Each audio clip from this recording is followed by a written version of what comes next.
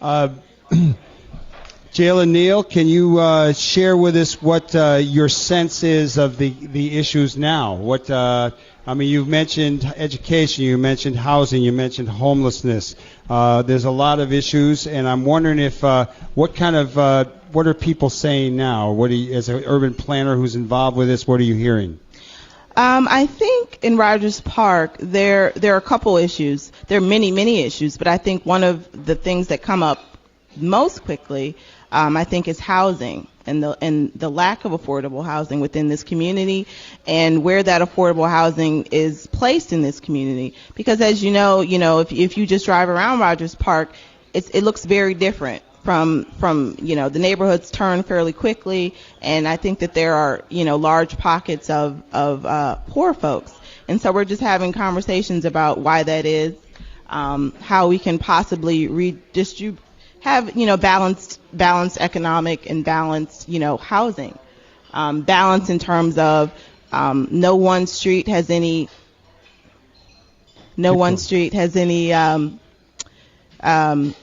just that there's balanced economic data, that balanced economics, mainly that we're interested in having people be aware of what's going on in terms of housing, and being able to have the same opportunities as other people to have quality housing, to have housing that is decent. No, I think that it's really an issue in our ward. I mean, what I've said for many years is that, we were probably the most cross-race, cross-ethnic, even religious group in the city, and a city that has really got people from everywhere. Right. And that we've always had a mixed income as well as race and class here, and there has been a gentrification tendency, a lot of condos, and you had a lot of people moving into this neighborhood who liked the diversity, but then started to, once they were here, weren't sure they liked the class diversity. Yeah. So it's okay because there are people of all races in making it these days, right. But there's a lot of people, particularly Black and Latinos, who are having a little rougher time, so there's more poor folks from those groups. Absolutely. And you've got some of the new people who came here with a positive attitude, not liking the rough edges. Absolutely. And that's a tension that I think is constant. It's constant across this country, but specifically within Rogers Park, because I think you hit on something that's important, just that Rogers Park is one of the most diverse zip codes in this country. And while that is a blessing, we also have some issues that come with that. And I think we need to have some very, very real conversations about that.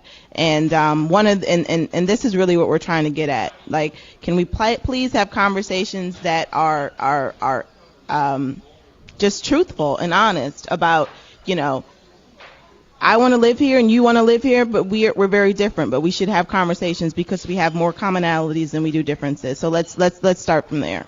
No, I think that would be great. We are probably one of the most diverse zip codes in the country. My son, Jesse James, lives in Queens, and he claims they're more diverse, but I'm still holding out for Rogers Park because actually I did have a rainbow vision as a kid, and this is the neighborhood that really makes it possible. What we build here will emanate around the city. Absolutely. And what the city does will emanate back around the world. Absolutely. So how about giving us a little detail about how people can contact you, can become involved as a resident, or if they're an organization that's not yet involved, how they just get in touch with the Partners of Rogers Park folks? Okay. So Partners of Rogers Park, we have a website. It's www.partners4rogerspark.org.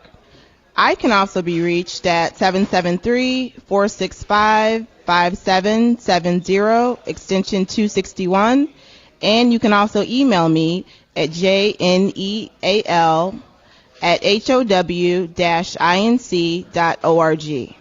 So you work with Housing Opportunities for Women. Yes, Housing Opportunities for Women. Great organization. Is a wonderful organization, and they are the fiscal agent, meaning that they are the folks who, they do all the organization and give me great support. And Britt Shaver is a wonderful woman who's done a lot of great work in this community. So it's a wonderful, wonderful organization to work for, definitely. Jayla Neal, thanks so much for coming on Live from the Heartland. Let's have a big round of applause for Jayla. And over at the studio, give us a little more music, and we'll be back with more Live from the Heartland.